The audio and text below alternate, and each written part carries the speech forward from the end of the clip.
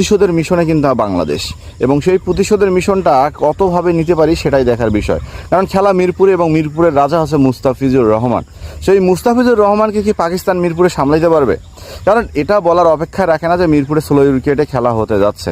তো সেইখানটায় যতই পেসার নামান, যতই পেস নিয়ে কাজ করেন, সেই মিরপুরের যে উইকেটটা থাকবে, এটা মুস্তাফিজ বান্ধব যে উইকেট থাকবে, এটা পাকিস্তানও খুব ভালোভাবেই জানে।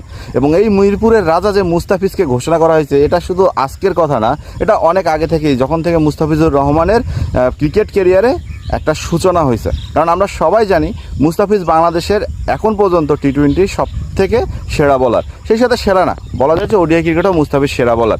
এবং মুস্তাফিজ এখন বর্তমান বাংলাদেশের পেস ইউনিটের নেতা। সাইলেন্টলিভাবে মুস্তাফিজ কিন্তু প্রত্যেকটা ম্যাচেই পারফরমেন্স করে গেছে, এবং যে ম্যাচে মুস্তাফিজ খেলে সেই ম্যাচ কিন্তু বাংলাদেশের বোলিং অ্যাটাকটাও খুব ভালো থাকে। আপনার শ্রীলঙ্কার বিপক্ষে 2টা ম্যাচে মুস্তাফিজের যদি বোলিং দেখেন, হয়তো মুস্তাফিজ উইকেট কম পাইছে, কিন্তু বাংলাদেশ কিন্তু ম্যাচ জেতানোর মতো যে একটা কন্ডিশনে একটা টিমকে নিয়ে যাওয়া, যা ম্যাচ জেতানোর মতো একটা যে সময় বাংলাদেশকে এনে দেওয়া, সেটা কিন্তু মুস্তাফিজ দেয়।